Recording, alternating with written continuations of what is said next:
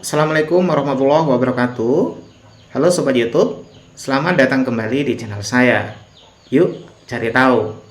Sobat sekalian, di kesempatan ini saya akan coba berbagi sekitar 8 kesalahan kecil yang biasanya dilakukan oleh peserta pendaftar P3K yang bisa saja mengakibatkan dirinya itu gagal lolos seleksi.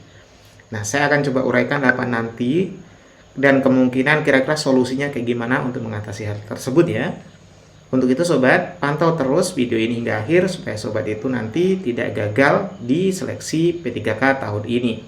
Rugi kan kalau udah daftar, udah ikut partisipasi tapi tetap gagal. Nah sobat sekalian, sebenarnya para peserta P3K baik tahun lalu ataupun tahun ini itu sebenarnya sudah diminta untuk hati-hati ketika mengisi data mereka serta mengunggah dokumen ya, khususnya di halaman SSCSN.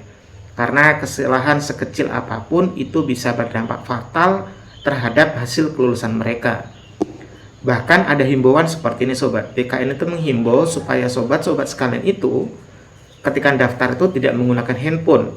Karena kasusnya itu banyak sekali gagal pada saat menggunakan handphone karena kesalahan-kesalahan tertentu. Untuk itu BKN sendiri menyarankan agar sobat-sobat itu mendaftarnya menggunakan laptop ataupun PC ya. Nah sebelum daftar itu sebenarnya sobat itu harus menyiapkan beberapa dokumen-dokumen tertentu seperti kartu keluarga, kartu tanda penduduk, serta surat keterangan pada saat kartu tanda penduduknya belum jadi, kemudian ijazah dan berbagai macam dokumen-dokumen lainnya ya sobat ya. Nah, dokumen-dokumen ini sebenarnya sobat harus siapkan memang dari awal supaya nanti tidak terjadi ibaratnya kesalahan-kesalahan saat mengupload. Selain itu seperti transkip nilai, pas foto, kemudian swafoto atau foto selfie sobat sekalian, dan serta dokumen-dokumen lain yang sesuai dengan ketentuan Juknis itu perlu sobat lakukan ya, perlu sobat siapkan maksudnya. Nah, sekarang kita akan coba bahas sebenarnya apa aja sih kesalahan-kesalahan kecil yang biasanya sering dilakukan oleh pelamar itu sendiri. Yang pertama adalah NIK. Nah, NIK atau nomor induk kependudukan itu seringkali jadi faktor penyebab gagalnya. Biasanya muncul itu NIK tidak terdaftar atau biasanya ya NIK itu nggak sesuai dengan data yang ada gitu. Sobat sekalian pasti tahu bahwa peserta itu sebenarnya diminta memasukkan data seperti KTP, nomor KK, kemudian tempat tanggal lahir, dan lain-lain sobat ya.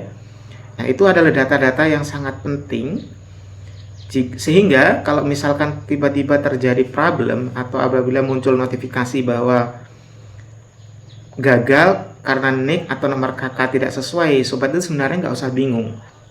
Karena pihak BKN sendiri itu udah ngasih solusi. Kalau terjadi kendala kayak gitu, silakan menghubungi Halo Dukcapil di nomor 1500537 atau sobat bisa juga langsung datang di capil terdekat sobat sekalian. Itu salah satu adalah penyebab gagalnya lolos P3K. Nah, kemudian ada hal yang sering sekali dan bahkan hampir tiap tahun itu dilakukan oleh peserta itu sendiri, yaitu salah memasukkan nama. Maksudnya gini, salah nulis nama. Nah, kita tahu bahwa pendaftar itu tidak boleh salah nulis nama ya. Nama itu harus persis sama dengan ijazah dan tanpa gelar. Nah, biasanya itu penulisan nama itu di ijazah sama nomor KTP-nya itu biasanya beda sobat. Nah, itu sobat harus cross check baik-baik ya, yang dipakai itu sesuai ijazah dan tanpa gelar. Kenapa? Karena kalau ijazah itu nggak bisa dirubah, tapi kalau seandainya nomor penduduknya sobat itu bisa diperbaharui. Itu sobat ya. Jadi nama tersebut tidak dapat diubah ketika pendaftar sudah ngeklik pendaftaran, itu resumenya udah selesai. Makanya sebelum diakhiri dilihat baik-baik terus nanti dirubah. Itu nomor 2 sobat. Kemudian nomor 3 yaitu bagian pilihan formasi dan instansi. Nah, untuk formasi P3K tahun ini khususnya Kemenag ya, sobat itu memilih di bagian teknis. Jadi banyak sekali yang tanya, kok nggak muncul ya ketika dipilih guru? Katanya pendaftaran sudah berakhir. Nah, sobat itu sebenarnya untuk Kemenak tahun ini tuh milihnya di bagian teknis. Di video-video sebelumnya saya juga udah berikan suatu video terkait peluang lolos pada saat sobat itu mampu menganalisis formasi yang ada. Silahkan tonton dulu video tersebut supaya sobat itu yakin bisa lolos gara-gara pilih formasi yang tepat.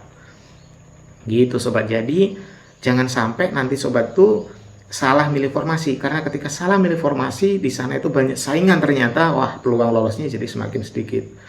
Jadi milih formasi juga sebenarnya adalah salah satu faktor penentu sobat itu lulus atau tidaknya di P3K tahun ini.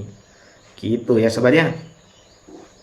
Kemudian ada yang sobat ini tapi jarang dialami sih ini, atau jarang dilakukan, yaitu kode captcha tidak baca atau tidak tampil. Ini adalah kesalahan yang biasanya muncul pada saat koneksi sobat itu kurang stabil. Ada beberapa guru atau orang yang mendaftar itu udah tua, itu ketika captchanya itu nggak muncul atau tidak tampil karena kondisi jaringan atau memang internetnya lambat.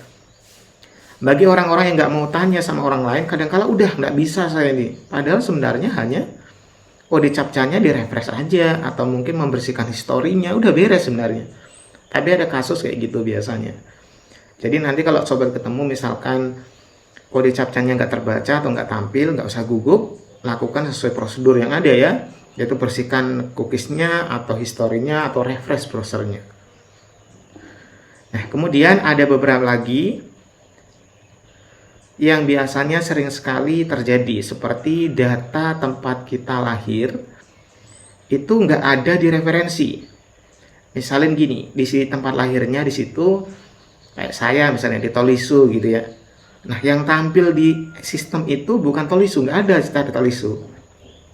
Nah, ada orang-orang yang ketemu kondisi kayak gini bingung, kemudian akhirnya salah ngisi atau sembarang ngisi tempatnya. Padahal yang dipakai itu adalah nama kabupatennya, jadi bukan nama desanya. Karena masih ada beberapa orang-orang yang zaman dulu lahirnya itu, tempat lahirnya itu masih menggunakan nama desa. Harusnya itu udah nama kabupaten atau nama kota. Jadi kalau ketemu kondisi kayak gitu, nanti sobat itu isi nama kabupaten atau kotanya sobat. Pasti ada di sistem SSCSN ya. Nah, kemudian ada lagi beberapa keterangan-keterangan lainnya yang bermasalah yang bisa menyebabkan ibaratnya gagal lolos P3 adalah perguruan tingginya sobat saat sobat lulus dulu itu nggak muncul di referensi. Nah, ini banyak sekali ditemukan kondisi kayak gini tahun-tahun lalu nih.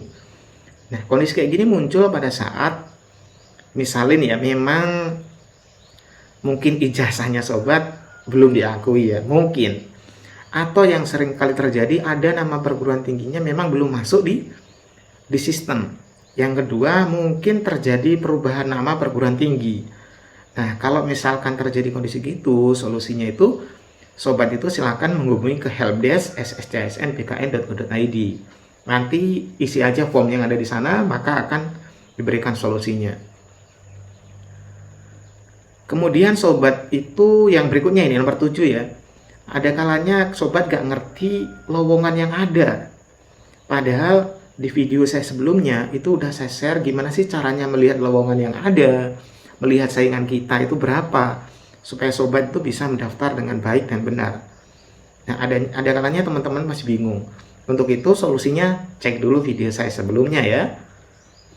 Oke, berikutnya sobat. Ini yang terakhir, yang kesalahan yang sering dilakukan yang terakhir adalah biasanya koneksi itu terputus, koneksi internet maksudnya. Ini jarang sekali dialami karena kita itu sekarang udah apa ya namanya ya, listriknya udah mulai stabil. Kemudian pada saat terputus pun nanti sistem itu masih ngedata data kita, jadi nggak akan hilang. Ini udah sering kali terjadi zaman dulu, tapi sekarang udah aman, nggak akan terjadi lagi.